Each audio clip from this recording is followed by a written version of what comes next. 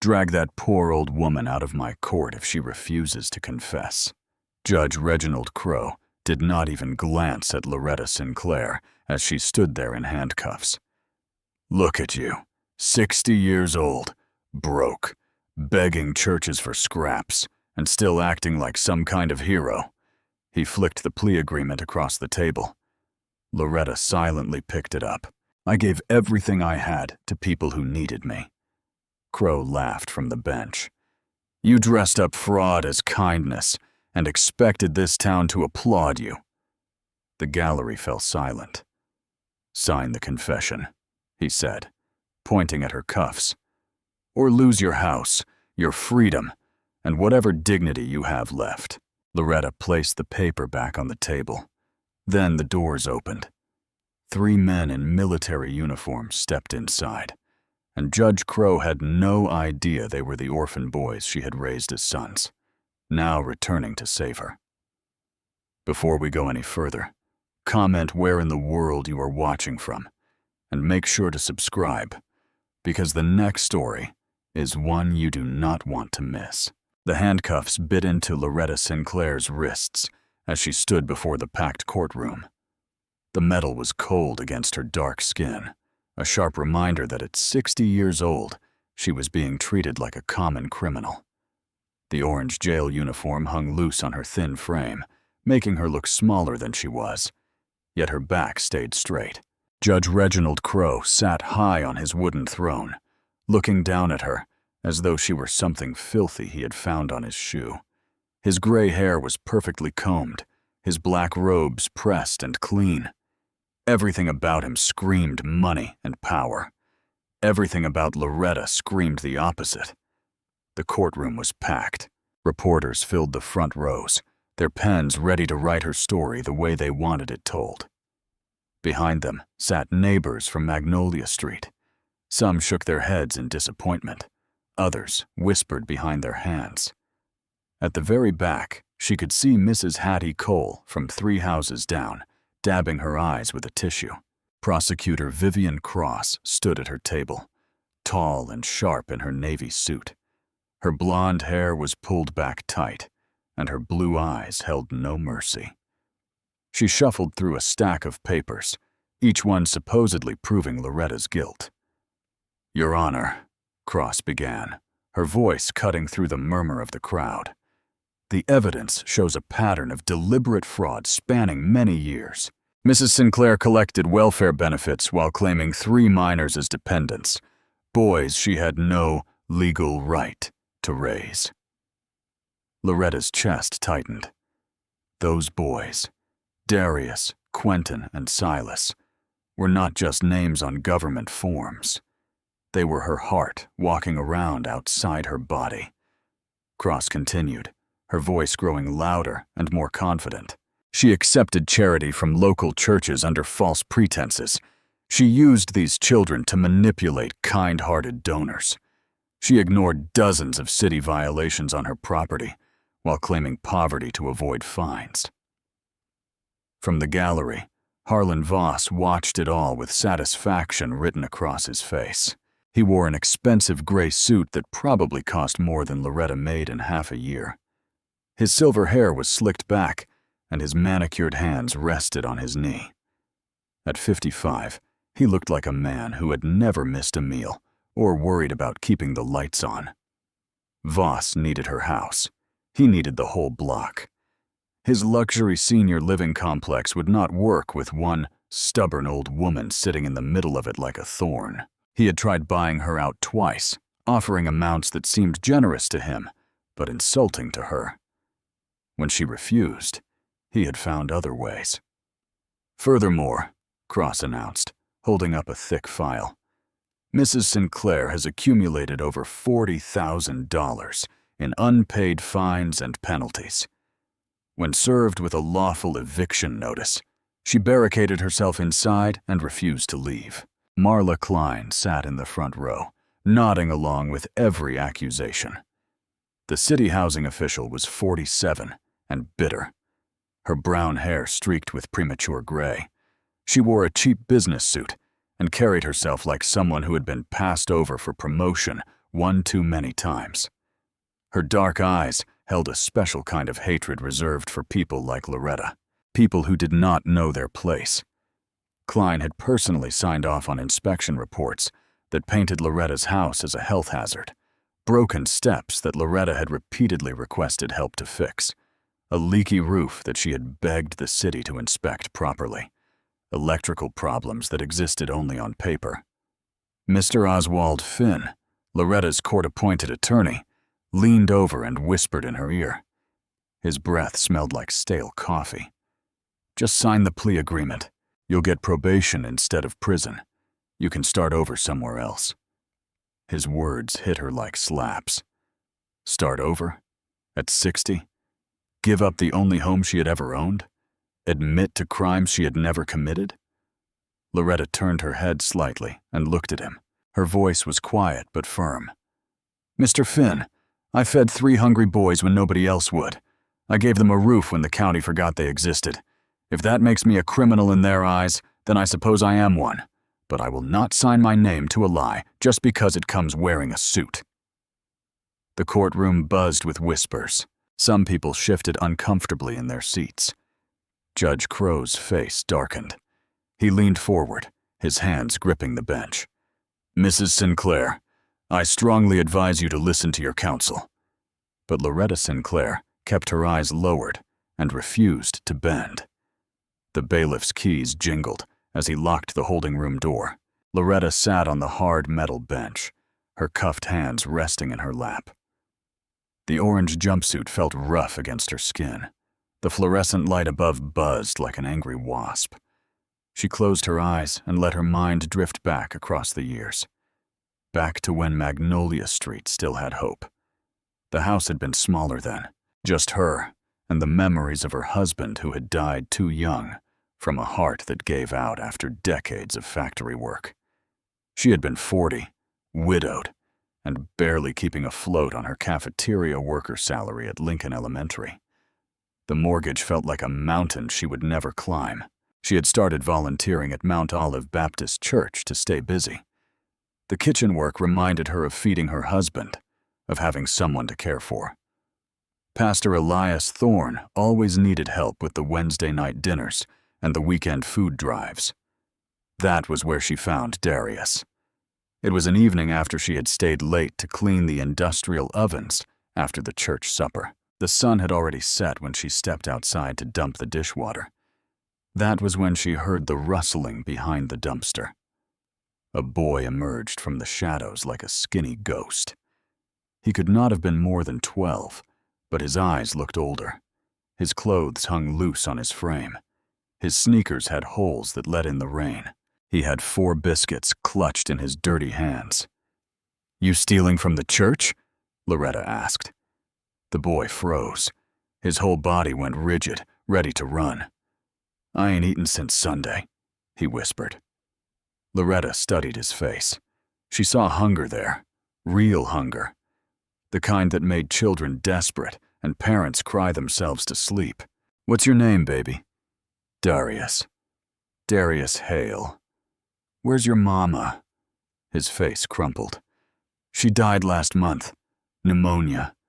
My uncle said he'd take me, but when I got to his place, he said he changed his mind. Said he already got too many mouths to feed." Loretta's heart broke clean in half. She looked at this child clutching stolen biscuits and saw her husband as a boy, saw herself if the world had been crueler. "Come on inside," she said. "Let me fix you a proper plate." That night, Darius ate 3 full servings of leftover fried chicken, green beans, and cornbread. Loretta watched him eat like he was afraid the food might disappear. When he was done, she made up the couch and told him he could stay until they figured things out. He stayed for years. Sometime later, Pastor Thorne called her about Quentin. The bus station had found a 10-year-old boy sitting alone with a trash bag full of clothes and a note pinned inside his coat. "Please give him a better chance than I can." The social services office was overwhelmed. Foster homes were full. Group homes had waiting lists. Quentin needed somewhere safe to sleep that night. Loretta drove to the station and found a small boy with intelligent eyes and perfect posture. He did not cry when she introduced herself. He just asked if she was going to send him back. "Not if you don't want to go," she said. Quentin moved into the spare bedroom. Darius helped him carry his trash bag upstairs. That first night, Loretta heard them whispering through the thin walls, sharing stories about mothers who were gone and relatives who didn't want them. Silas came some months later. The house fire had made the news. An electrical problem in an old rental house on the east side. His grandmother did not make it out. The 8-year-old boy did, but barely. He had burns on his arms and smoke damage in his lungs. More importantly, he had nowhere to go. Elara Quinn, the county social worker, brought him to Loretta's door on an evening. She was a practical woman in her 50s with kind eyes and tired shoulders. "This is temporary," she warned Loretta, "until we find him proper placement." But Silas was so quiet, so broken. He barely spoke for weeks. He drew pictures of fires and empty houses. Loretta would find him sitting at the kitchen table in the middle of the night, sketching flames that reached toward the ceiling. She gave him books instead of matches, puzzles instead of worry, homework instead of nightmares. "Nobody gets thrown away in my house," she told all 3 boys during their first dinner together. "You work hard, you tell the truth, and you take care of each other. That's the only rules that matter." Elara Quinn became a regular visitor. She brought paperwork and warnings. "The county doesn't like complicated cases," she said during one of her visits. 3 boys with different last names, no official adoptions, no foster care payments. If the wrong person asks the wrong questions. But she also helped Loretta keep records. Every school form, every medical visit, every report card. She taught Loretta to document everything because good intentions without proof would never be enough. The holding room door clanked open. A deputy stood in the doorway, his hand resting on his belt. "Sinclair, judge is ready for you." Loretta opened her eyes and stood up slowly. The memories faded like smoke, but the love in them remained solid and real. The courtroom felt heavier when Loretta returned. The gallery buzzed with whispers that died when she entered. Harlan Voss's lawyer, a sharp-faced man in an expensive suit, had spread documents across the prosecution table like weapons waiting to be fired. Judge Crow settled behind his bench with the satisfied look of a man who had already decided the outcome. "Proceed, counselor." Prosecutor Vivian Cross stood with predatory confidence. She was younger than Loretta had expected, maybe 42, with blonde hair pulled tight and a voice that could cut glass. "Your Honor, the evidence shows a pattern of deliberate fraud spanning many years." Cross lifted a thick folder. Mrs. Sinclair collected charitable donations from her church, claiming she was caring for orphaned relatives. But these boys were not her family. She had no legal guardianship, no adoption papers, no official custody arrangement. Loretta's hands clenched in her lap. The cuffs bit into her wrists. "She used their tragic circumstances to manipulate generous donors," Cross continued. "Food drives for her boys, school supplies for her sons, winter clothing for children who weren't legally hers to claim." From the gallery, Loretta heard someone gasp. She recognized the voice. Mrs. Imogen Brooks from church, who had organized 3 different clothing drives for Darius, Quentin, and Silas over the years. Cross was not finished. Furthermore, Mrs. Sinclair repeatedly violated city housing codes while claiming hardship. She allowed minors to live in unsafe conditions, then blamed the city when inspections revealed serious violations. Marla Klein rose from the witness section, her expression smug and satisfied. She was a bitter woman who had worked for the city housing department for many years without a promotion. Her resentment had calcified into cruelty. "I personally sent Mrs. Sinclair 17 violation notices over several years," Klein testified, her voice sharp with vindication. She ignored every single one, refused inspections, claimed she couldn't afford repairs, while she was taking donations, supposedly meant for those children. Loretta watched Klein's performance with growing disgust. The woman was lying with the skill of someone who had practiced. She damaged that property herself, Klein continued. Ripped up flooring to avoid fixing the foundation. Broke windows to claim storm damage. Every trick poor people use to avoid responsibility. Mr. Finn shifted nervously beside Loretta. His tie was crooked, and his briefcase looked older than Quentin. "Mrs. Sinclair," he whispered urgently, "they're building a strong case.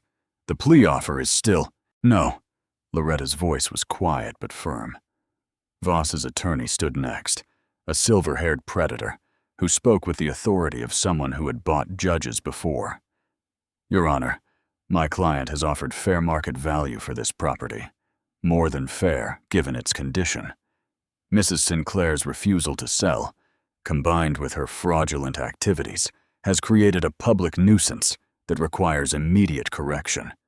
He gestured toward Voss, who sat like a king surveying his future kingdom.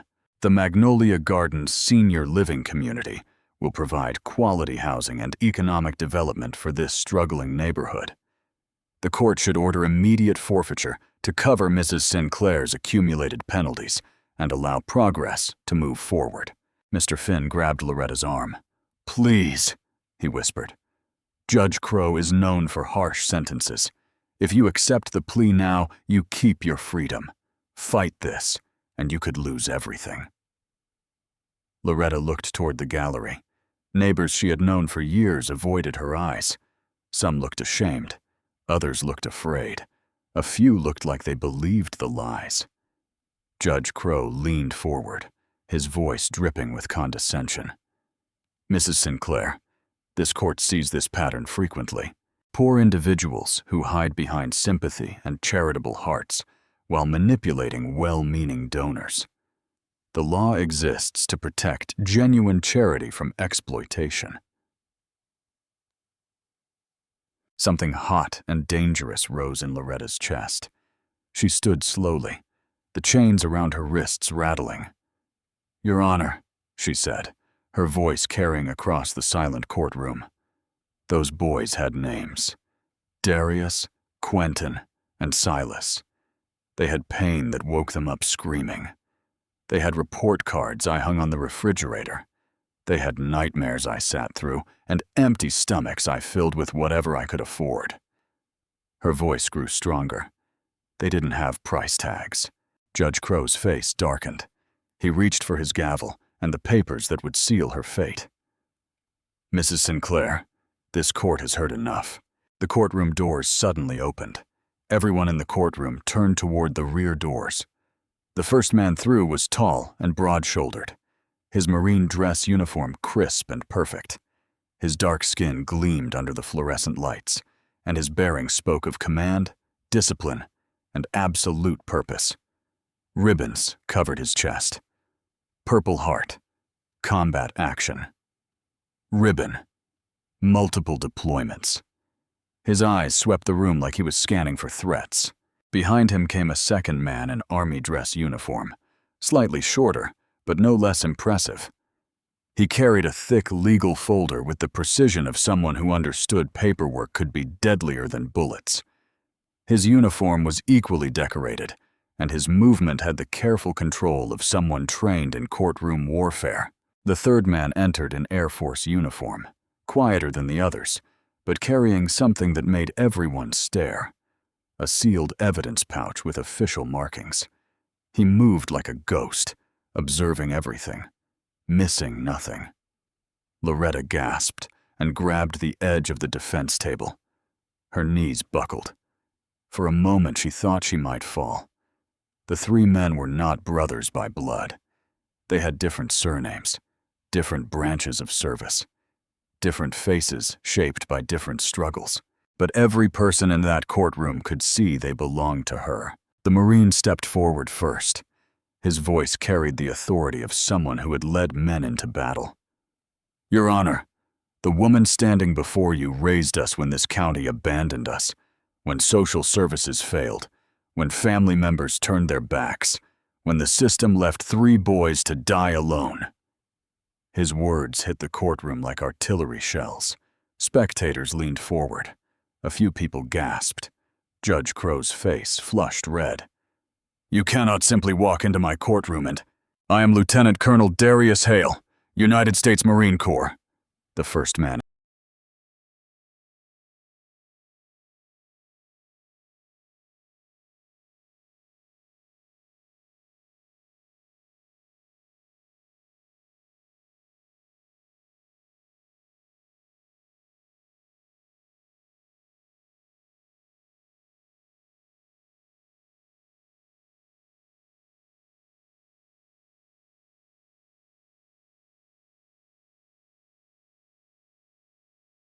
interrupted.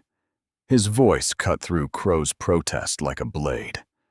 "I served 3 tours in Afghanistan. I earned the Bronze Star, and I learned what honor means from the woman you have chained like a criminal." The Army officer stepped forward next, placing his legal folder on the defense table with deliberate precision. "I am Major Quentin Rhodes, Judge Advocate General's Corps, United States Army. I am a licensed military attorney, and I am entering my appearance to assist Mrs. Sinclair's defense." Crow's mouth opened and closed like a fish. "This is highly irregular." "What's irregular?" Quentin said, his voice calm but razor-sharp, "is prosecuting a woman for saving lives this county was supposed to protect." The Air Force officer moved to Loretta's side, his voice quiet, but carrying in the sudden silence. "I am Captain Silas Kane, Cyber Intelligence Specialist, United States Air Force. I have reviewed this city's digital records regarding Mrs. Sinclair's case." He held up the evidence pouch. "I have found significant irregularities." The courtroom erupted in murmurs. Spectators who had been avoiding Loretta's eyes now stared openly at the 3 uniformed men. Some pulled out phones to record. Others whispered frantically to their neighbors. Prosecutor Cross half stood, then sat back down, uncertainty flickering across her face. Harlan Voss's confidence cracked for the first time. His smug expression faltered as he stared at the uniforms, the ribbons, the undeniable authority of 3 decorated officers. This was not part of his plan. Judge Crow banged his gavel weakly. "This court will not be turned into a circus. This court," Darius said, his voice carrying the weight of command, "has already been turned into something worse." Loretta stared at the 3 men through tears. Years had passed since she had watched them leave for basic training. They had been boys then. Scared, angry, wounded boys who flinched at loud noises and hoarded food under their beds. Now they stood before her as men of honor. Quentin opened his legal folder and removed a thick stack of documents. He placed them on the defense table with the sound of thunder. "Your Honor," he said, his voice carrying absolute certainty, "every charge against Loretta Sinclair begins with a forged record." Judge Crow's face had turned the color of old brick. He gripped his gavel like a weapon, but the authority in his courtroom had shifted. The 3 uniformed men commanded attention in ways his black robes never could. "Your Honor," Quentin said, his voice steady and professional, "I request an emergency evidentiary delay to present newly discovered documentation that directly contradicts the prosecution's timeline." "Absolutely not," Crow snapped. "This hearing has already. The documents prove Mrs. Sinclair could not have committed the acts she is accused of," Quentin continued, ignoring the judge's interruption. "Physical impossibility is a complete defense to fraud charges." Prosecutor Cross finally found her voice. "Your Honor, this is clearly a stalling tactic." Silas stepped forward, holding up his evidence pouch. "Ma'am, I can project the metadata from these files if the court has display capabilities." "Metadata!" Marla Klein's voice cracked from the gallery. She had gone pale. Quentin gestured toward the bailiff. We need a projector and screen. Captain Kane has digital evidence that will take exactly 4 minutes to present." Judge Crow looked around his courtroom. The audience was riveted. 2 reporters in the back row held phones up, clearly recording. The morning news crews that had come to film a poor woman's humiliation were now capturing something entirely different. 5 minutes, Crow growled. "Not 1 second longer." The bailiff wheeled in an ancient projector while Silas opened his military-grade laptop. The machine hummed to life, casting a blue rectangle of light onto the courtroom's side wall. Quentin removed the first document from his folder. "Your Honor, the prosecution claims Miss Sinclair signed a welfare fraud confession on a certain date." He held up a hospital bracelet.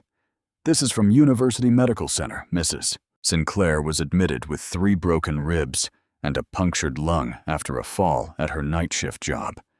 She was sedated and intubated for days." The courtroom fell silent. Silas's laptop screen appeared on the wall, showing a digital signature analysis. The confession document was created on a city computer terminal, not signed by hand. The IP address traces to the housing department. Marla Klein made a small choking sound. Quentin continued, his voice growing stronger.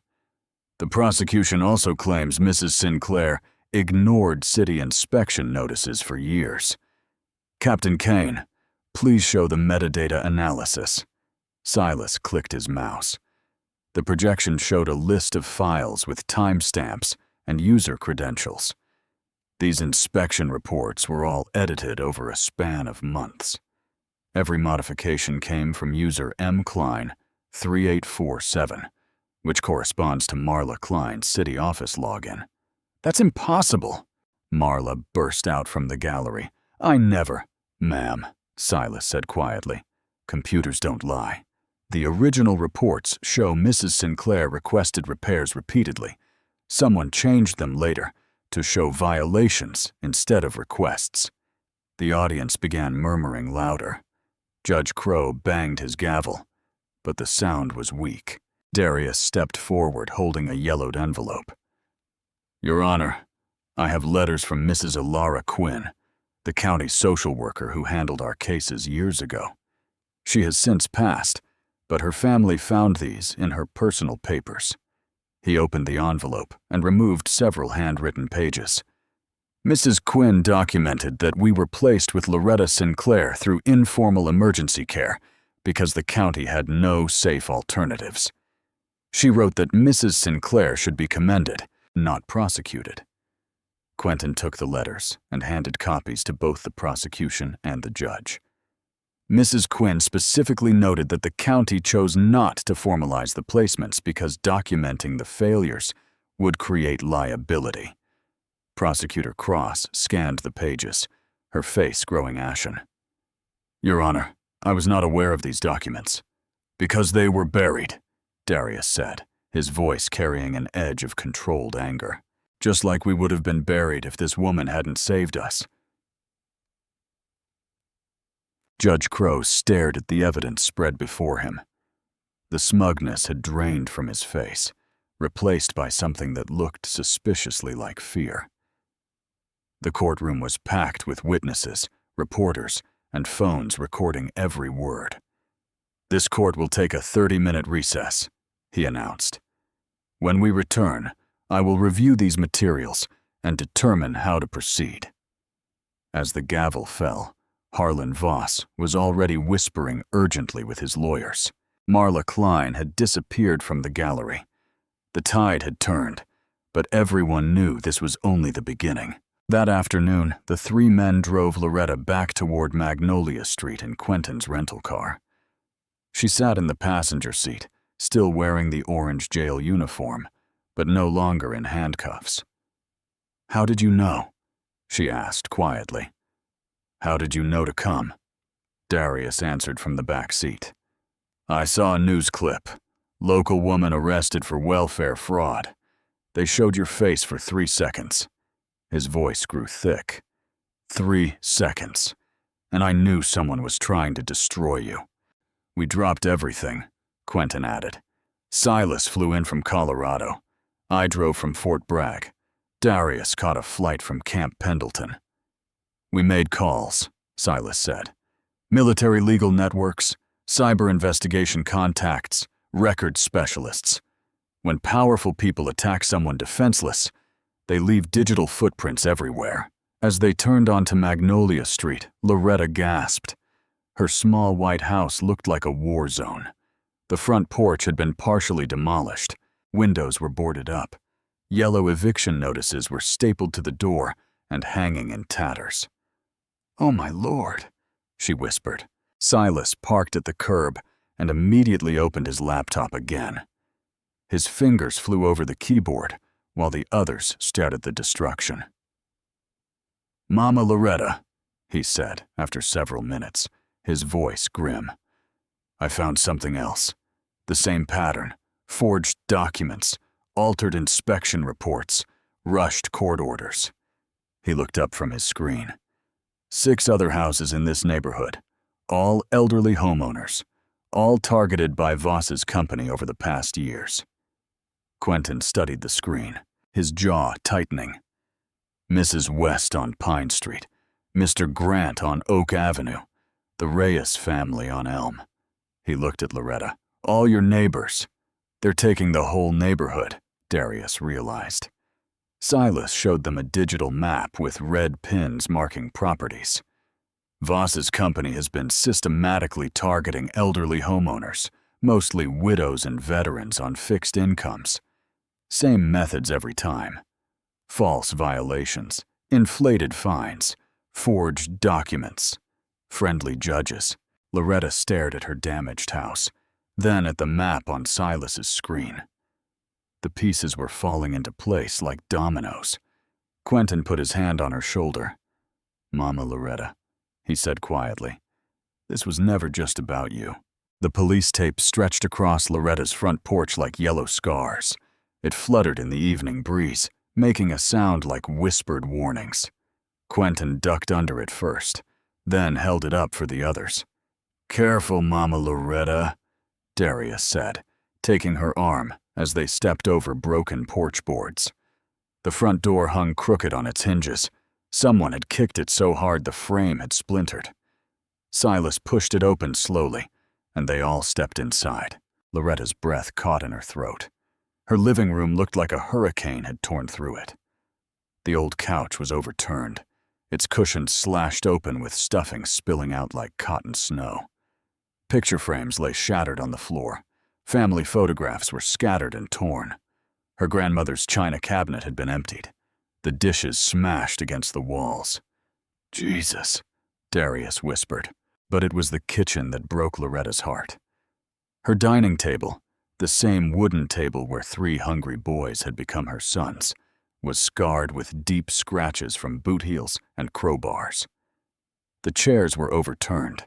Her good dishes, the ones she saved for church dinners and special occasions, were swept off the counter and broken into pieces across the linoleum floor. Loretta touched the table's damaged surface with trembling fingers. She tried to hide the tears, but Darius saw them anyway. "They didn't have to do this," she said quietly. "They could have just taken the house. They didn't have to destroy everything inside it." "They wanted to hurt you," Quentin said, his voice tight with controlled anger. "This wasn't about eviction. This was about breaking your spirit." Darius's hands curled into fists. "Where does Voss live? I want to have a conversation with him." "No," Quentin said sharply. "That's exactly what they want. One angry move from any of us, and they'll paint Loretta as the woman who raised violent men. They'll use your anger to justify everything they've done." Silas was already moving through the house with his phone, photographing every broken item, every overturned drawer, every damaged wall. His camera flashed in the dim light as he documented the destruction room by room. "Evidence," he said without looking up. "Every broken dish, every torn photograph, every scratch on that table. Voss's crew did this, and I'm going to prove it." In Loretta's bedroom, they found her old papers scattered across the floor. school records, church receipts, medical bills, letters from teachers praising the boys' progress. Years of careful documentation thrown around like garbage. Silas knelt and began gathering the papers. "She kept everything," he said with wonder. "Every report card, every thank you note, every piece of proof that 3 lost boys became good men." Through the broken front window, they could see neighbors gathering on the sidewalk across the street. Some pointed at the house. Others whispered behind their hands. But a few walked closer, their faces filled with recognition and worry. Mrs. Coraline West, Loretta's 72-year-old neighbor, climbed the broken porch steps carefully. Her own house, just 3 doors down, looked intact, but somehow smaller, as if it were shrinking in fear. "Loretta, honey," Mrs. West said, her voice shaking. "I heard what happened in court today. I saw them boys come home." Behind her came Mr. Otis Grant from the corner house, leaning heavily on his walker. Then Mrs. Camila Reyes from across the street, holding her grandson's hand. "They came to us too," Mrs. West whispered, glancing around nervously. "Voss's people said our houses were health hazards, said we owed money we never heard of, said they could make the problems go away if we just signed some papers." Mr. Grant nodded grimly. "Same lies they told you, Loretta. Same threats." Mrs. Reyes spoke up, her accent thick with emotion.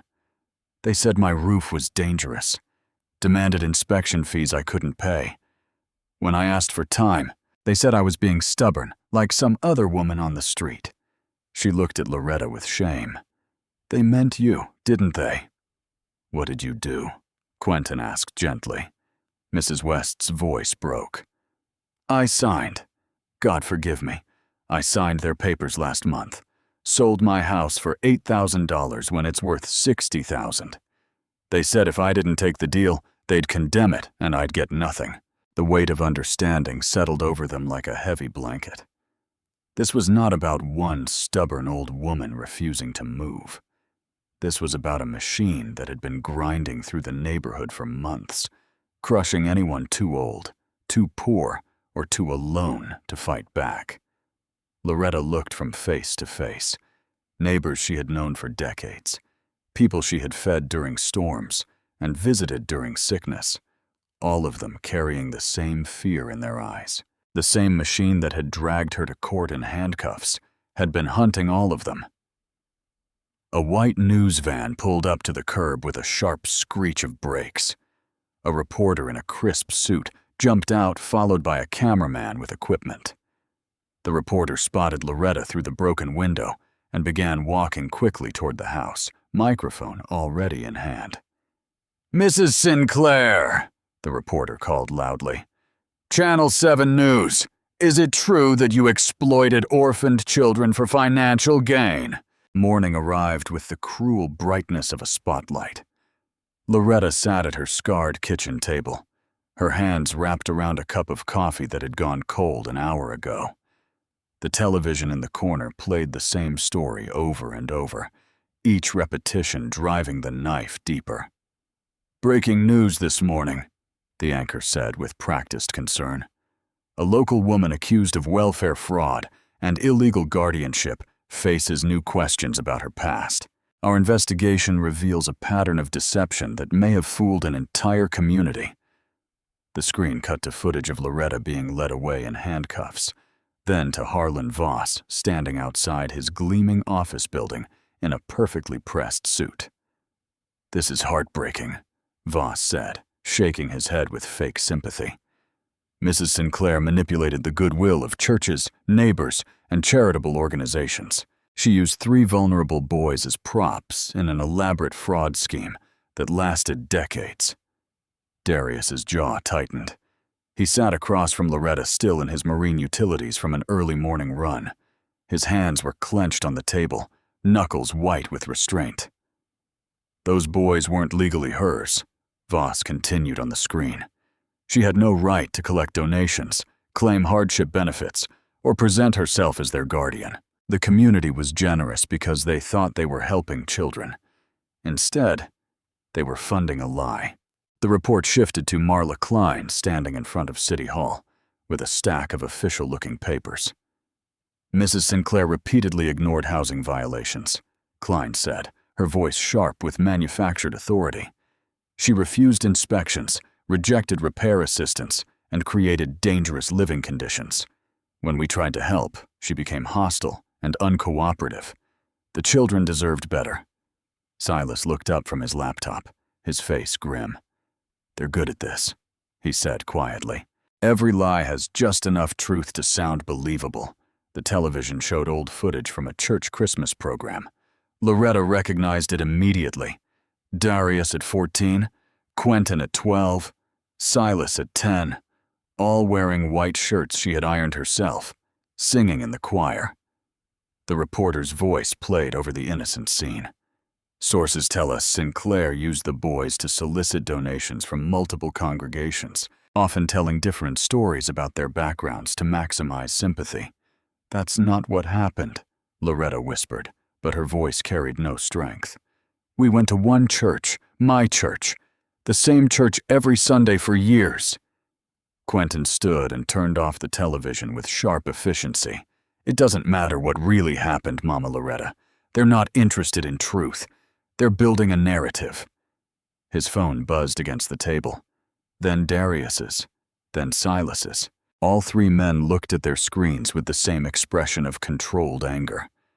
"What is it?" Loretta asked. Quentin held up his phone. "Subpoenas. They're calling in Pastor Thorne, Mrs. Thompson from the food bank, everyone who ever helped us. They want them to testify about what you received," Darius added, reading his own messages. "How much food? How many donations? Whether you ever misrepresented your situation." Silas's fingers flew across his keyboard. "It gets worse. Someone leaked your sealed welfare records to 3 news stations. Details about every application you ever filed, every benefit you ever received, every time you listed the boys as household members." Loretta felt the walls closing in. Her neighbors had seen the news. Her former co-workers were being questioned. The church she had attended faithfully for decades was being treated like a crime scene. "They're trying to turn everyone who ever loved you into witnesses against you," Quentin said, his voice tight with controlled fury. Darius's phone rang. The caller ID showed his base commander. Darius's face went stone cold as he answered. "Yes, sir. I understand, sir. No, sir. I did not threaten anyone." His eyes found Loretta's across the table. "Sir, may I ask what specific complaint was filed?" The conversation continued for several minutes, Darius's responses becoming shorter and more clipped. When he hung up, the silence in the kitchen felt dangerous. Voss filed a formal complaint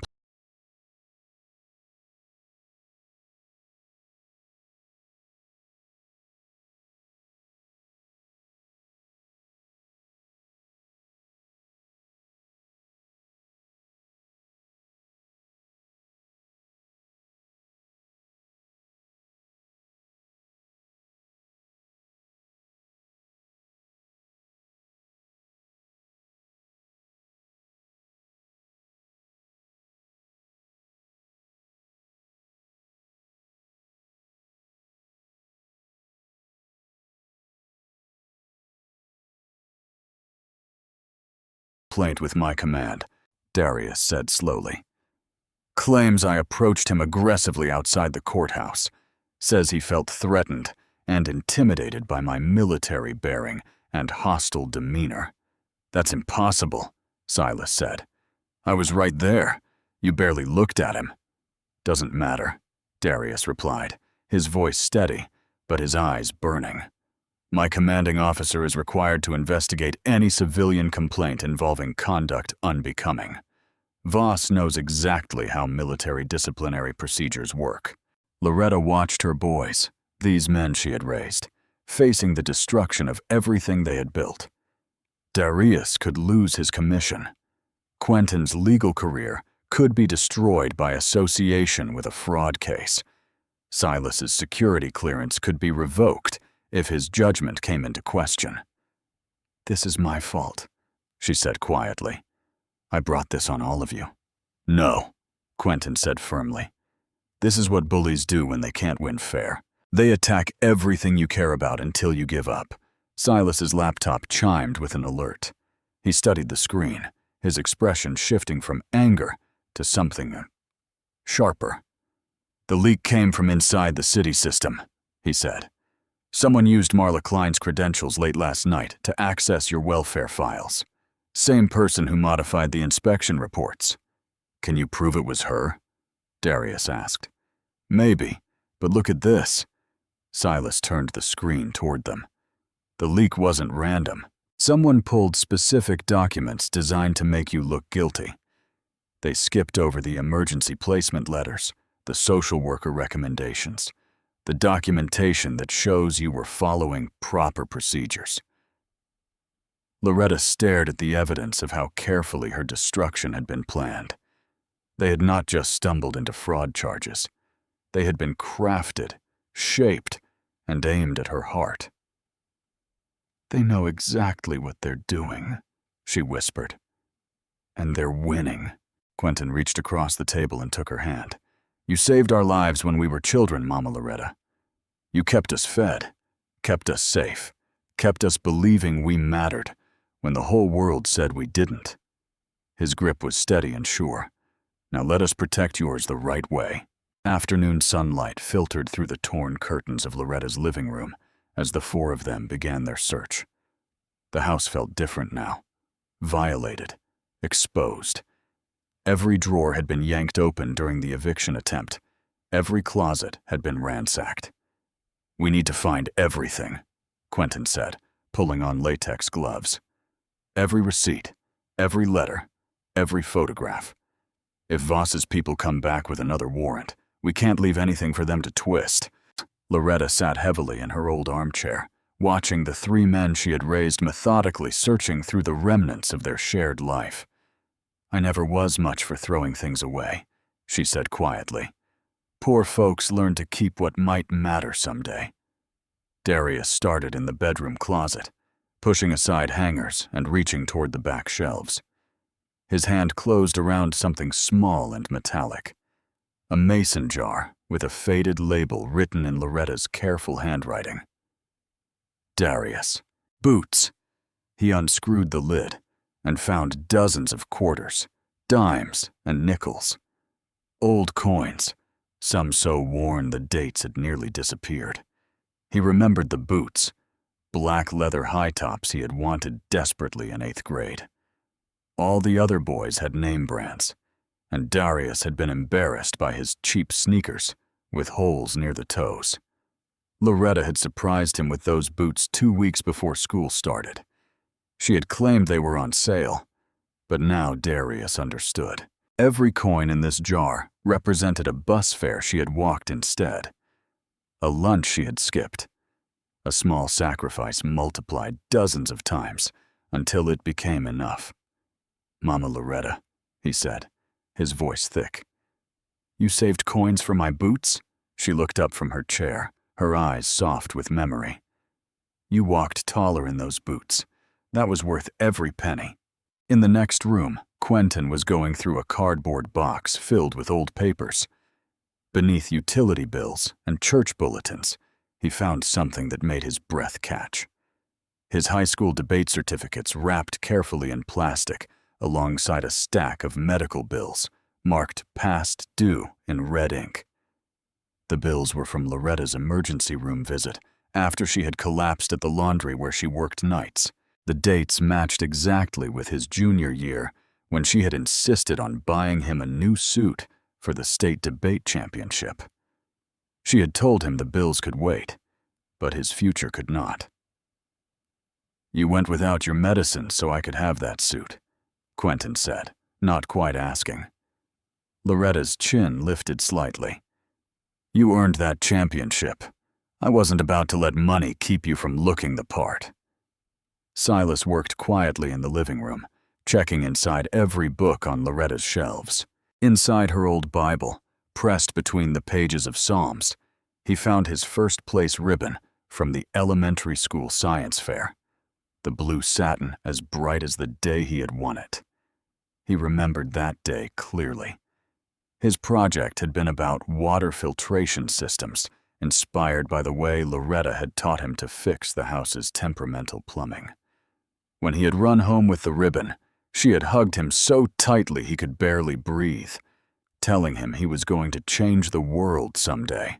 Now he understood why she had kept it in her Bible. It was not just a ribbon. It was proof that broken boys could build beautiful things. "You kept everything," Silas said wonderingly. "Every report card, every award, every picture we ever brought home." "Course I did," Loretta replied. "You boys were the only good thing I ever did right. I wasn't about to forget a minute of it." The three men continued their search with new urgency, understanding that they were uncovering more than evidence. They were discovering the true cost of their childhood security. Loretta had absorbed every hardship, every shortfall, every sacrifice, without ever letting them see her struggle. In the hallway closet, Quentin found an old steamer trunk pushed beneath boxes of Christmas decorations. The lock was broken, and the leather straps were cracked with age. Inside, beneath moth-eaten blankets, were manila folders filled with official correspondence. The letterhead read, "Magnolia County Department of Social Services," and the signatures belonged to Mrs. Elara Quinn. Quentin's hands shook as he read the first letter, dated some months after Darius had come to stay. "Mrs. Sinclair, I want to thank you again for providing emergency kinship care for Darius Hale. While the county has been unable to locate suitable family placement or foster accommodation, your willingness to house and care for this child has prevented his placement in the overcrowded state facility. Please be advised that under Emergency Placement Protocol 15A, your informal guardianship arrangement is legally recognized for children in crisis situations where official channels have been exhausted. I have recommended that formal documentation be filed to protect both you and the child. But, as discussed, county administration prefers to limit official involvement in cases that might expose systemic placement failures. Sincerely, Mrs. Elara Quinn, County Social Worker." Quentin's mouth went dry. He riffled through more letters, finding similar language about Quentin's placement, then Silas's. Each letter made it clear that the county had not only known about Loretta's arrangement, they had encouraged it while refusing to document it properly. Mrs. Quinn's final letter, written just months before her death, was the most damning. "Mrs. Sinclair, I am retiring next month, but I feel compelled to warn you. The county has discussed reviewing informal placement arrangements to reduce liability exposure. Translation: they may try to make your kindness look illegal to cover their own negligence. Keep everything. Document everything. Poor people need twice the proof to be believed half as much. If they ever come for you, remember, you saved these boys when we failed them. Don't let anyone make you forget that. With deep respect, Elara Quinn." Darius slammed his fist against the wall. They knew the whole time. They knew she was following the law. "More than that," Quentin said grimly. "They knew they had failed us first. Loretta's crime wasn't fraud. It was making them look incompetent." Silas had moved to the bottom of the trunk, where his fingers found something else. A sealed manila envelope with Loretta's handwriting across the front. "Open only if they come for the house." The rain started as a whisper against the windows, then grew into steady drumming on the roof. Silas's fingers traced the edges of the sealed envelope while thunder rolled in the distance. The kitchen light flickered once, casting shadows across the scattered letters already spread on Loretta's table. "Open it," Quentin said quietly. Silas broke the seal carefully, as if the contents might crumble at the wrong touch. Inside were photocopied memos on county letterhead, handwritten notes in Quinn's careful script, and a small cassette tape wrapped in tissue paper. The label read, "Benton Meeting," in faded ink. Mrs. Quinn's final letter lay on top. "Dear Mrs. Sinclair, if you are reading this, they have come for you as I feared they would. What I am about to tell you will sound impossible, but I have proof. Years after you took in Silas, I met with Reginald Crow about formalizing the boys' placements. Mr. Crow was county counsel then, not yet a judge. He told me in no uncertain terms that the county would not create official records for your arrangement. His exact words were, 'The woman is doing us a favor. If we document this properly, it exposes how badly we screwed up 3 separate cases. Let sleeping dogs lie.' I recorded that meeting without his knowledge. On the tape, you will hear him acknowledge that you were providing lawful emergency care and that official documentation would only create liability nightmares for the county. Reginald Crow has known from the beginning that you broke no laws. He helped hide the truth to protect his career. Now he sits as a judge, pretending ignorance while presiding over your destruction. Use this carefully. Men like Crow do not fall quietly. With love and fury, Elara Quinn." Darius's face darkened as he read over Quentin's shoulder. "That lying coward." "Keep reading," Silas interrupted, pulling out Mrs. Quinn's handwritten notes from the meeting. The notes were devastating. Mrs. Quinn had documented Crow's admission that all 3 boys had been failed by standard placement channels, and that Loretta's informal care had prevented a bureaucratic disaster. He had specifically instructed her not to file formal guardianship papers because it would open questions about why these kids fell through the cracks in the first place. One line made Quentin's blood boil. Crow laughed when I suggested Loretta deserved official recognition. He said, "She's poor and black. Nobody expects her to have paperwork anyway." "Jesus," Darius whispered. "He set her up from the beginning." Silas held up the cassette tape, examining it under the kitchen light. "This is old format. I'll need special equipment to digitize it properly without destroying the recording." "How long will that take?" Quentin asked. "Maybe a couple of days. I have contacts at the base who can help. But I need to be careful. If we damage this, it's gone forever." Quentin was already pulling out his phone. "We have enough from the letters to file an emergency motion exposing Crow's conflict of interest. He should have recused himself the moment this case appeared on his docket." Loretta had been silent through their discovery, sitting with her hands folded while rain streaked the windows. Now she spoke quietly. "He knew. All these years, Reginald Crow knew I did nothing wrong." "Worse than that," Quentin said grimly. "He helped create the system that made your kindness look criminal." Thunder crashed overhead, and the lights flickered again. Silas sealed the tape in a waterproof evidence pouch, while Quentin photographed every letter and memo with his phone. A sharp knock interrupted them. Darius moved to the window and cursed under his breath. "Process server." The knock came again, more insistent. "Mrs. Loretta Sinclair, legal service." Quentin opened the door to find a rain-soaked man in a cheap suit holding a clipboard and a thick envelope. "Mrs. Sinclair?" "She's here," Quentin said. The server pushed the envelope into Quentin's hands. "Civil forfeiture action. She has 48 hours to respond or forfeit all claims to the property." Before Quentin could respond, the man was already jogging back to his car through the rain. Quentin tore open the envelope and scanned the first page. His face went white. Voss is filing an emergency civil action.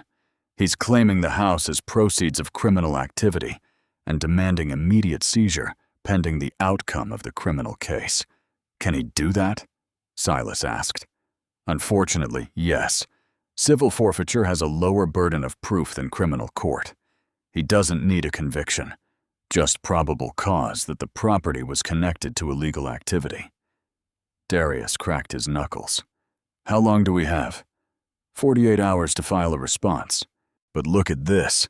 Quentin pointed to a line buried in the legal text. The hearing is scheduled for the day before our criminal evidentiary hearing. Loretta rose slowly from her chair and walked to the window. Rain hammered the glass, and water was beginning to pool on the porch, where the gutters had been damaged during the eviction attempt. They are not just lying, she said quietly, watching the water overflow onto the steps where Darius, Quentin, and Silas had once sat doing homework. They are racing. The county courthouse buzzed with tension the next morning. Reporters packed the back wall, cameras ready. The gallery overflowed with neighbors, veterans, and curious onlookers drawn by the previous day's news coverage. Loretta entered in handcuffs again, but this time, Darius, Quentin, and Silas flanked her in full-dress uniforms. Judge Crow's jaw tightened as he surveyed the crowd. This is a court of law, not a circus. Anyone who disrupts these proceedings will be removed. Prosecutor Vivian Cross looked less confident than before. She shuffled papers nervously while Quentin arranged his evidence folders with military precision. Your Honor, Quentin began, we will demonstrate that every charge against Mrs. Sinclair originates from falsified documents and witness perjury. Crow's eyes narrowed. Counselor Rhodes, those are serious accusations. Yes, sir, and I have serious evidence. Quentin called Marla Klein to the stand first. She strutted forward in a tight business suit, chin raised defiantly. Ms. Klein, you testified that Mrs. Sinclair ignored repair requests for years. Is that correct? Absolutely. She never filed proper paperwork, never followed protocol. Quentin walked to his table and lifted a thick folder. I have here 37 repair requests filed by Mrs. Sinclair over several years. Each one bears a city timestamp from your department's computer system. Marla's face went pale. Those aren't real. Really? Quentin projected the first document onto the courtroom screen. This request is dated after winter damage. Mrs. Sinclair asked for help fixing her front steps. See your department's stamp here? I don't remember. Here's another from the following summer. Plumbing problems. Your signature appears at the bottom acknowledging receipt. Marla shifted in her seat. Sometimes paperwork gets lost.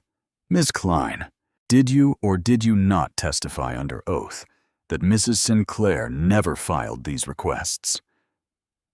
The courtroom fell silent. Marla's mouth opened and closed like a fish gasping for air. There might have been some confusion. Quentin smiled coldly. Confusion or perjury? The prosecutor objected, but Judge Crow looked genuinely disturbed. Even he could not ignore such blatant contradictions. Silas took the stand next, connecting his laptop to the courtroom's display system. Lines of code filled the screen. Your Honor, this metadata shows that the confession document supposedly signed by Mrs. Sinclair was created hours after her arrest. Murmurs rippled through the gallery. Silas continued methodically.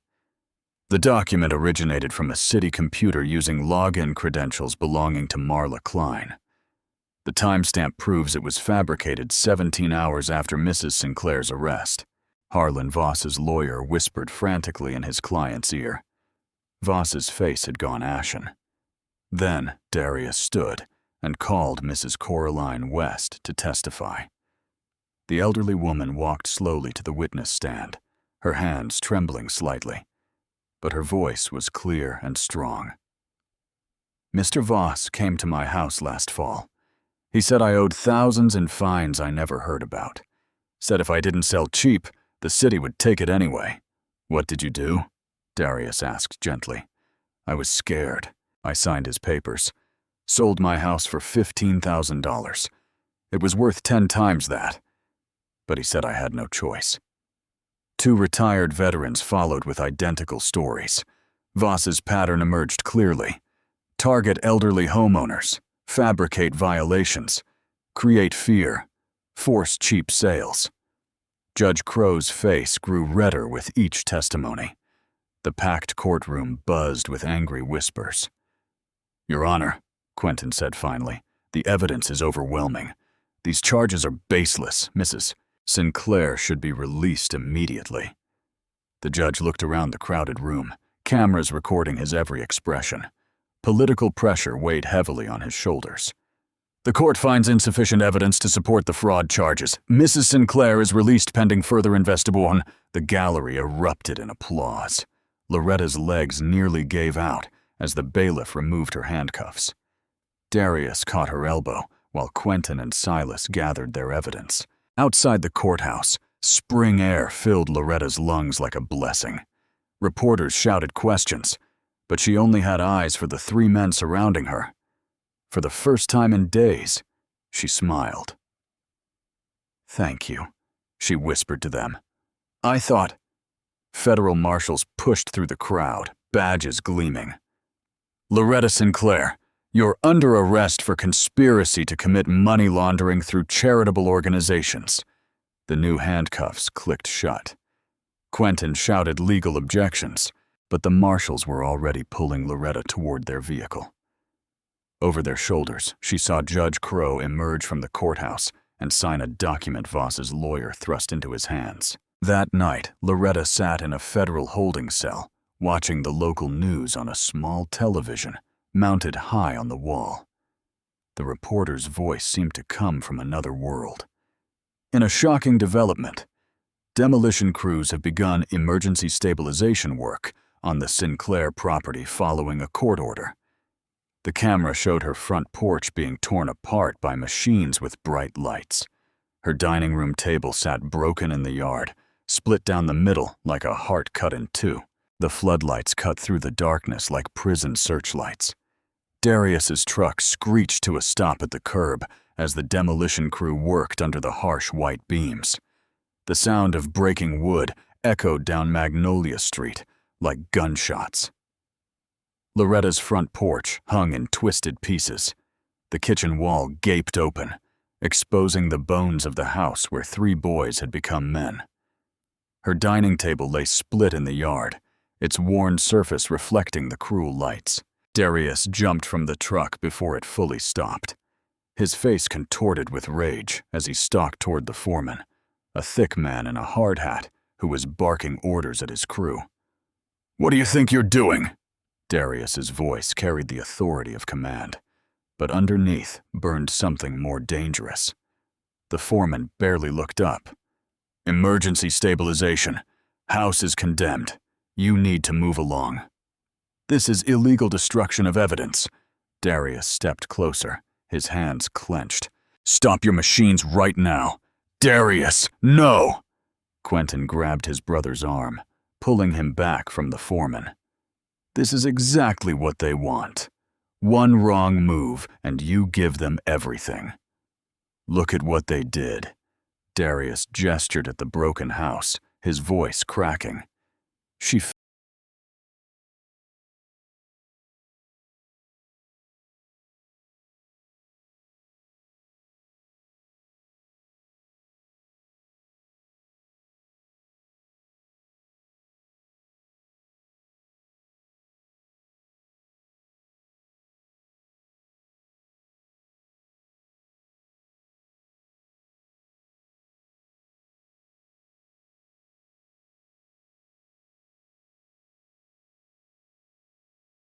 fed us at that table every night for years.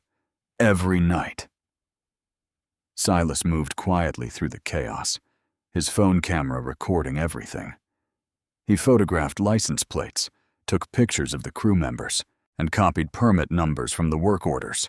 His military training kicked in. Document everything. Stay invisible. Gather intelligence. Quentin kept his grip on Darius's arm. "Loretta needs justice, not revenge. You know that. She taught us that." The foreman smirked at Darius's obvious pain. "Lady should have paid her bills. City says tear it down, we tear it down. Ain't personal." "Everything about this is personal," Darius said quietly. but he stepped back. Silas slipped into the damaged house while the crew worked on the porch. Inside the broken kitchen wall, he saw something glinting in his phone's flashlight. Metal coffee cans, old and dented, had been hidden in the space behind the drywall. He pulled them out carefully. The first can held receipt after receipt. Grocery stores, school supplies, medicine. The second contained school forms, report cards, and vaccination records for 3 boys with different last names. The third can was wrapped in plastic bags and filled with letters. One envelope bore Alara Quinn's careful handwriting. For Loretta, poor people need proof because rich people erase our truth. Find something? Quentin appeared beside him. Mama Loretta was ready for this fight years ago. Silas held up the cans. She knew they'd come eventually. Outside, the demolition crew loaded their equipment. The foreman spat tobacco juice into the broken yard. Be back tomorrow to finish the job. Y'all better not interfere. Darius watched them drive away, his jaw working silently. The street fell quiet except for the distant hum of traffic and the sound of settling wood. They broke her table, he said finally. She served us dinner on that table every single night. I know, Quentin's voice was steady, but they didn't break what she built in us. Silas gathered the metal cans and damaged files. I'm taking these to the Veterans Center.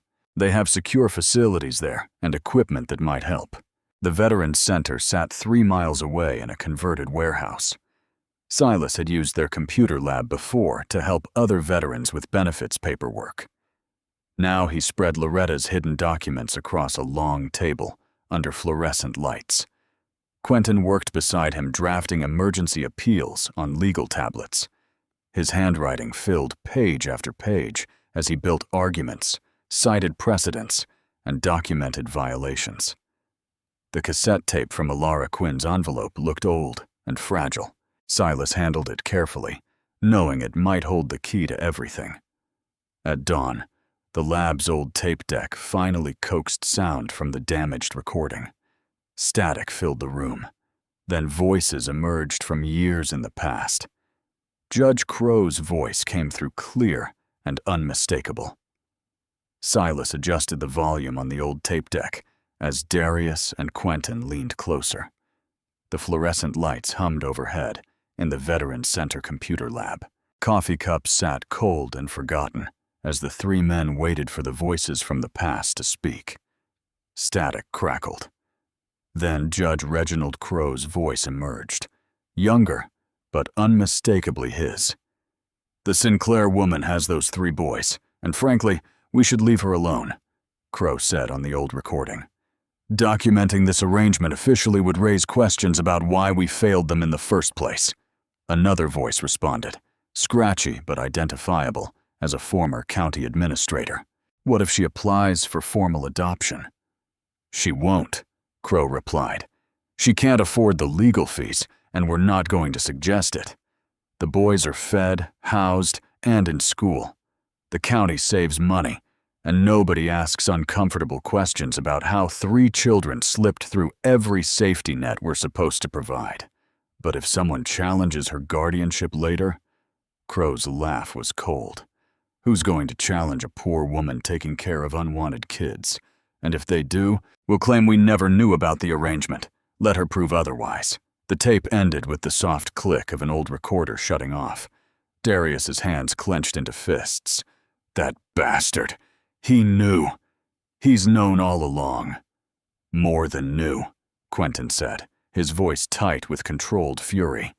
He orchestrated the cover-up, and now he's sitting on the bench pretending Loretta deceived the county. Silas ejected the cassette carefully and placed it in an evidence pouch. This destroys their entire case. But we need more than just the tape. He turned back to his laptop, fingers flying across the keyboard. Hours of digital archaeology had finally broken through the city's security layers. Deleted emails appeared on his screen, like ghosts returning to testify. Got it, Silas said. Look at this. The first email was from Marla Klein to Harlan Voss, dated months earlier. Inspection reports modified as requested. Sinclair property now shows violations dating back years. We'll hold until you're ready to move. The second was Voss's response. Excellent. Judge Crow confirms he can fast-track the forfeiture hearing. Need this wrapped up before anyone digs into the other Magnolia Street properties. The third email made Quentin curse aloud. It was from Judge Crow's personal account to Voss. Hearing scheduled. Make sure your paperwork is clean. I can only delay scrutiny for so long. They coordinated everything, Darius said, his voice barely controlled. The inspections, the court date, the media leaks. This wasn't just corruption. It was a conspiracy. Silas kept scrolling, finding message after message that tied the three conspirators together. Payment schedules from Voss to shell companies. Instructions from Crow about which evidence to suppress. Marla Klein's requests for sealed records that should never have left city files. Quentin was already on his phone, photographing each screen. I'm sending copies to everyone who matters. State Attorney General, FBI Field Office, Military Legal Affairs, and 3 reporters who've been asking questions about Voss's other developments. He sealed everything in Federal Express envelopes, addressing each one carefully. These go out by courier today. Multiple copies, multiple destinations. If they try to bury this again, it'll be too late. Darius stood and paced the small room. What about the veterans? Half the guys from my old neighborhood lost their homes to Voss's scam. They need to know we found proof. Call them, Quentin said. All of them. Tell them to meet us at the courthouse tomorrow morning. Silas looked up from his laptop. You think they'll come? They'll come, Darius said grimly. These are men who know what it means to fight for something that matters. Quentin gathered his legal files and the evidence pouches. I need to see Loretta. She deserves to know what we found before she hears it in court. The county jail visiting room was sterile and cold. Loretta sat behind reinforced glass, wearing an orange jumpsuit that made her look smaller and frailer than her 60 years. Dark circles shadowed her eyes, and her hands trembled slightly as she picked up the phone. How are you holding up, Mama? Quentin asked gently. I'm tired, baby. Real tired. Her voice was hoarse. The news keeps saying terrible things about me, about how I used you boys. None of it's true, and we can prove it. Loretta's eyes filled with tears. I don't want to hope anymore. Every time I hope, they find new ways to hurt us.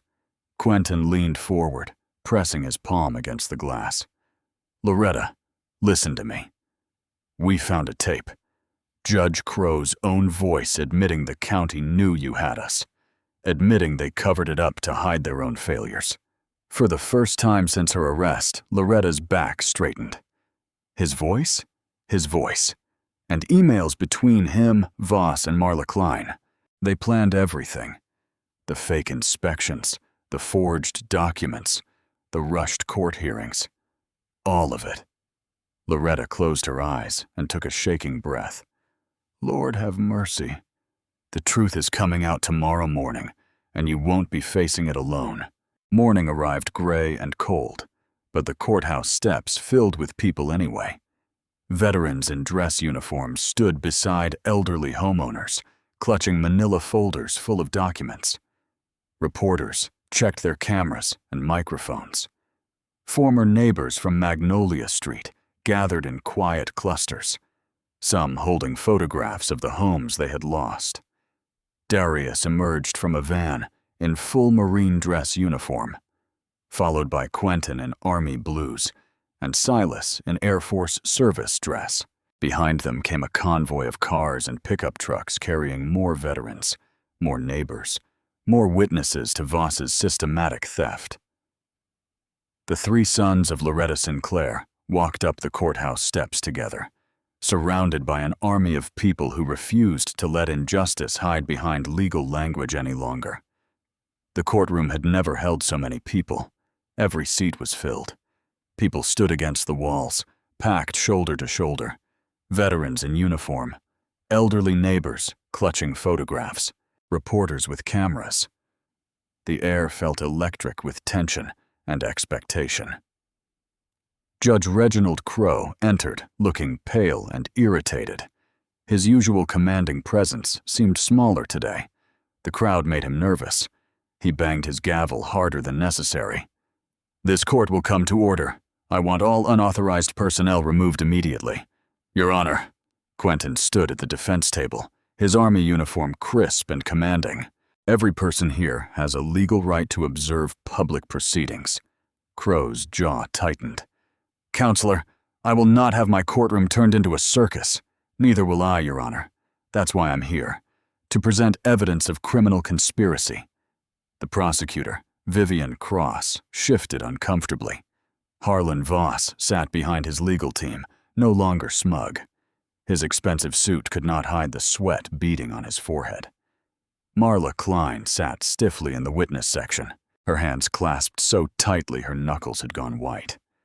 "Your Honor," Quentin continued, "before we proceed, I must inform the court that representatives from the State Attorney General's office are present today." A murmur rippled through the gallery. Crowe's face went ashen. In the third row, two men in dark suits nodded slightly when Quentin gestured toward them. The entire atmosphere shifted. What had felt like a local hearing suddenly carried the weight of state oversight. "Your Honor," Quentin placed a thick folder on the table. "I am submitting authenticated digital evidence showing systematic fraud by city officials, coordinated with private developers, to illegally seize property from elderly homeowners." "Objection!" Voss's lawyer jumped up. "This is a criminal hearing regarding Mrs. Sinclair's alleged fraud, not overruled," Crowe snapped, but his voice lacked authority. He was trapped between dismissing evidence and appearing to cover something up in front of state investigators. Silas stepped forward, his Air Force uniform drawing respectful nods from the veterans in the gallery. He connected his laptop to the courtroom's projection system. "Your Honor, these are metadata records from the city's digital filing system. They show that Mrs. Sinclair's supposed confession document was created hours after her arrest using administrator credentials. The screen displayed timestamps, digital signatures, and file creation logs." Silas's voice was calm and precise. "Furthermore, inspection reports claiming Mrs. Sinclair ignored city violations were edited months after they were supposedly filed. The original reports show she requested repairs multiple times and was ignored." Marla Klein stood suddenly. "That's not true. I never—" "Ms. Klein!" Quentin's voice cut through her protest like a blade. "Are these your login credentials on the city system?" He displayed a series of after-hours access logs. Marla's user ID appeared again and again, always late at night, always editing files related to Magnolia Street properties. Those could have been hacked. Anyone could have. Could anyone have deposited these payments into your personal account?" Silas clicked to the next screen, showing bank transfers from 3 different shell companies, all linked to Harlan Voss's development group. Marla Klein sat down hard, her face crumbling. Harlan Voss whispered urgently to his lawyer, but the man was already gathering his papers, clearly preparing to distance himself from a sinking ship. "Your Honor," Voss's lawyer said quickly, "my client was not aware of any irregularities in the city's—" "Mr. Voss was not aware?" Quentin's voice rose with incredulous anger. "Let me play you something, Your Honor." He held up the small cassette player Silas had repaired. The courtroom went dead silent. Judge Crowe leaned forward, his eyes wide with something approaching panic. "Counselor, I object to any—" "Your Honor, this is authenticated evidence of a conversation between you and county officials years ago when you served as county counsel." Quentin pressed play. The old tape hissed and crackled, but the voices came through clearly. A younger Reginald Crowe spoke with cold calculation. The Sinclair woman has those boys, and frankly, that's better than the alternatives we had. But we cannot create official records. If this comes to light later, it exposes how badly we failed these children initially. Better to let sleeping dogs lie. Another voice responded. What if someone questions her legal authority? Crow's younger self answered without hesitation.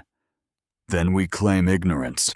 Let her carry the liability while we avoid the scandal. The courtroom exploded.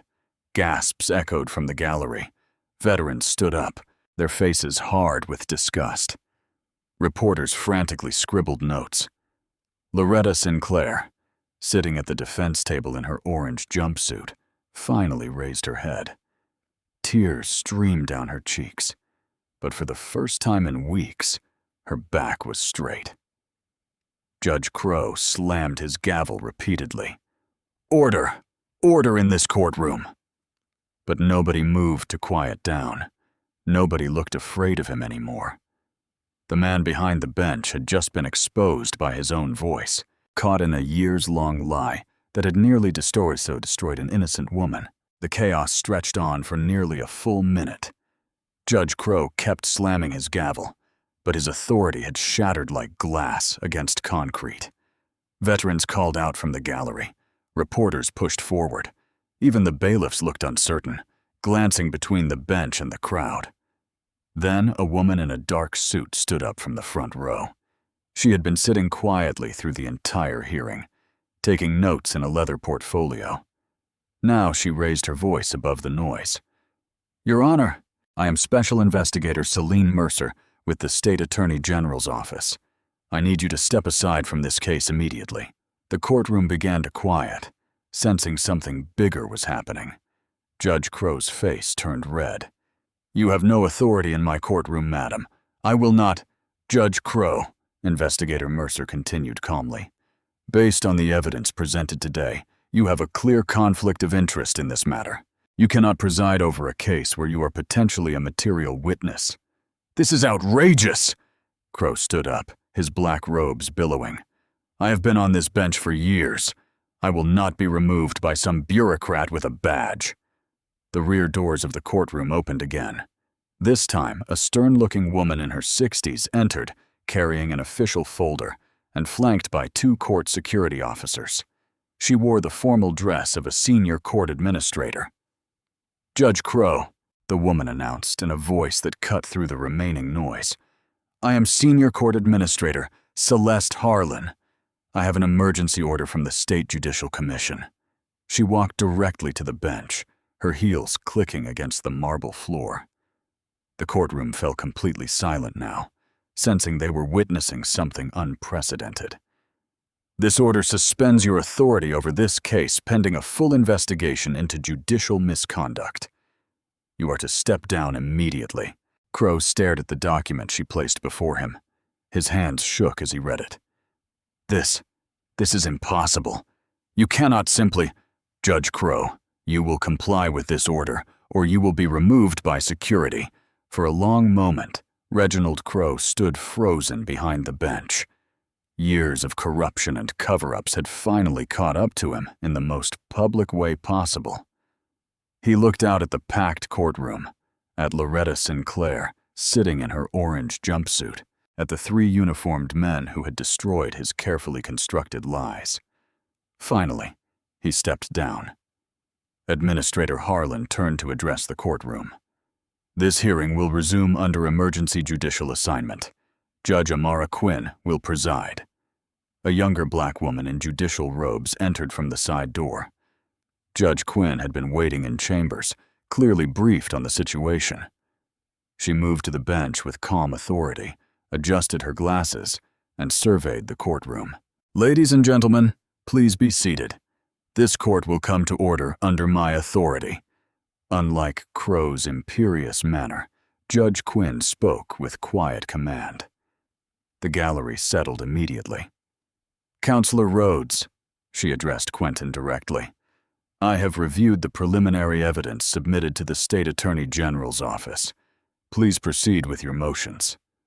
Quentin stood tall in his army uniform. Your Honor, I move to dismiss all charges against Loretta Sinclair, with prejudice.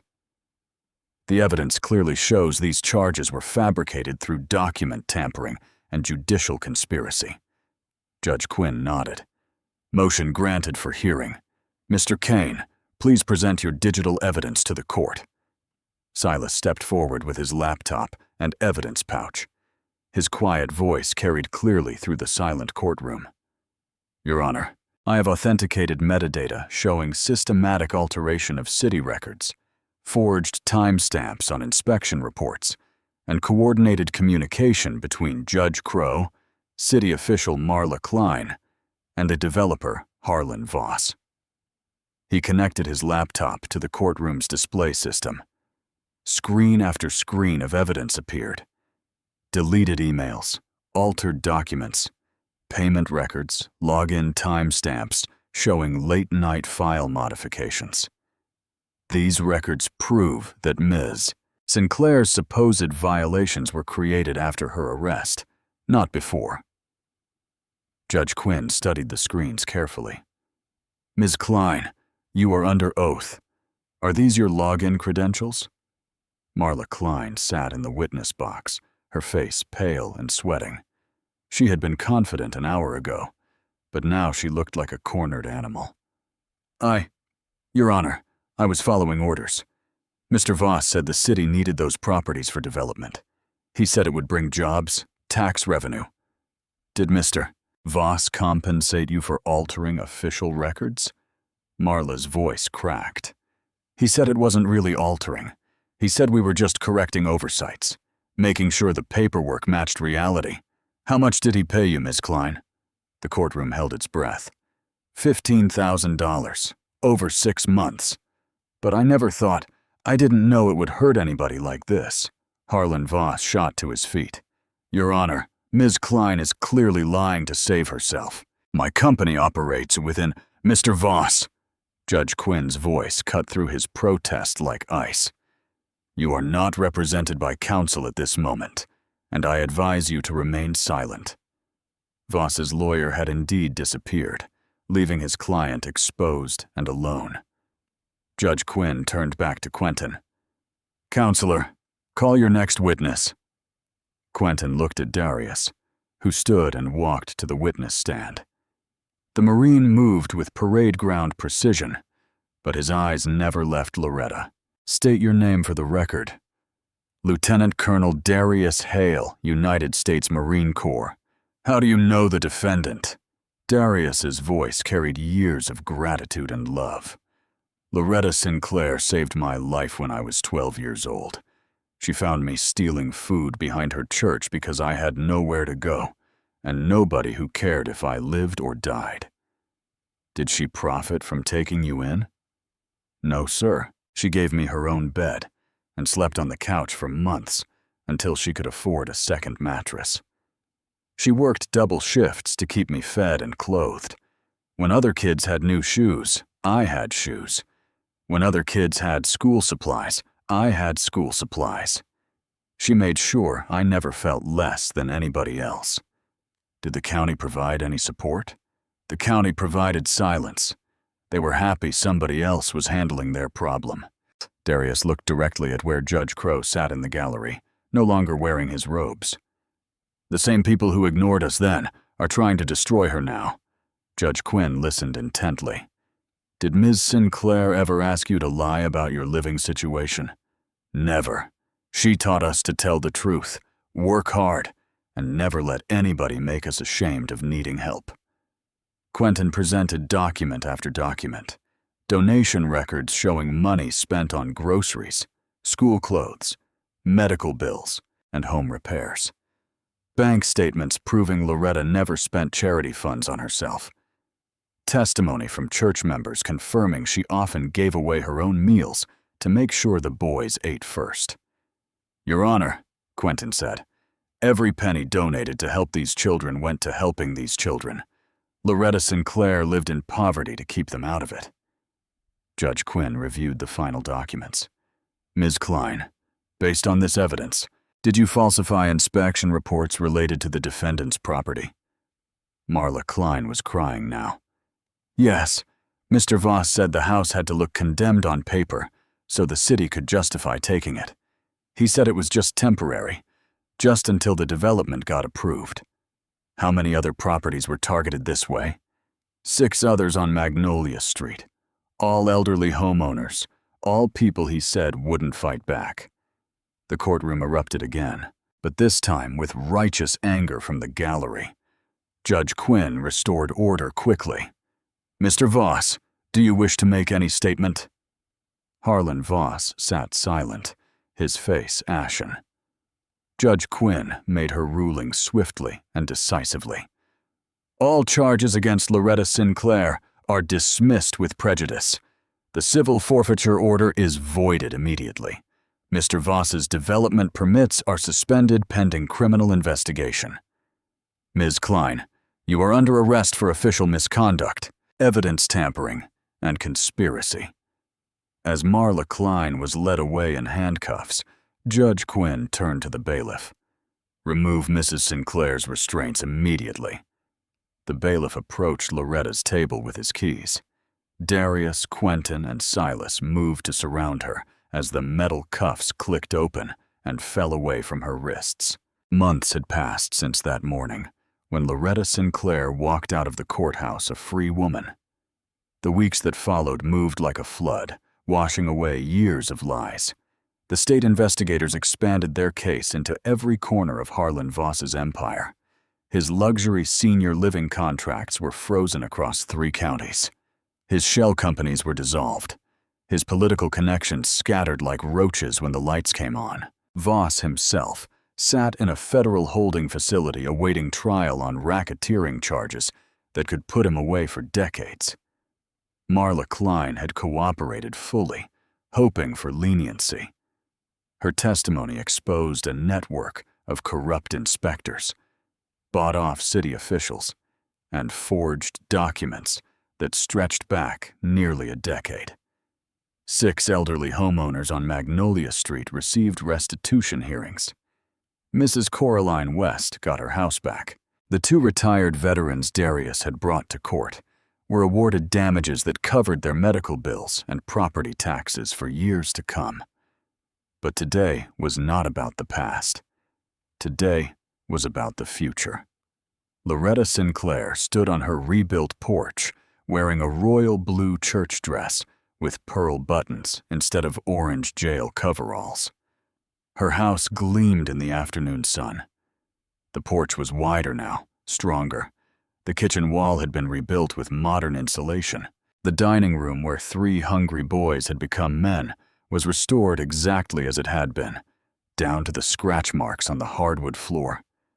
The yard overflowed with neighbors, church members, veterans, reporters, and city officials who had suddenly discovered their respect for community service. A banner stretched between 2 oak trees. The Loretta Sinclair House Youth Center. Dedication. Darius stood to her left in his marine dress uniform, his chest decorated with ribbons, earned in places whose names most people could not pronounce. Quentin stood to her right in army dress blues, holding a leather folder thick with legal documents. Silas stood slightly behind them in Air Force dress uniform, a small digital recorder in his hand, to preserve this moment the way he had preserved the evidence that set them free. "Friends," said Pastor Tobias Hale from behind a makeshift podium, "we gather today to honor a woman who never asked for recognition. She simply saw children who needed love and gave them everything she had." Mrs. Coraline West dabbed her eyes with a handkerchief. "That woman fed half this block at one time or another. When my husband died, Loretta brought me dinner every night for 2 weeks. Never asked for thanks. Never expected anything back." The crowd murmured in agreement. Stories poured out like water from a broken dam. Loretta had helped with homework, driven sick neighbors to the hospital, shared her grocery money when families came up short, and turned no one away from her table. Quentin stepped forward and opened the leather folder. "Mama Loretta, the county has asked me to present you with corrected records His voice was steady, but his hands trembled slightly. "These documents officially recognize you as the emergency kinship caregiver who protected 3 boys when the foster system failed them. They apologize for the years you were denied the recognition you deserved." He placed a framed certificate in her hands. "They also established the Loretta Sinclair Emergency Child Placement Fund, so other women like you can help children without fear of being called criminals." Loretta looked at the official seal, the raised lettering, the signatures of people who had once pretended she did not exist. "Years too late," she said softly, "but better late than never." She handed the certificate to Silas and walked to her front door. The key was brass and heavy, gleaming in her palm. I hope you enjoyed that story. Please like the video and subscribe so that you do not miss out on the next one. In the meantime, I have handpicked 2 stories for you that I think you will enjoy. Have a great day.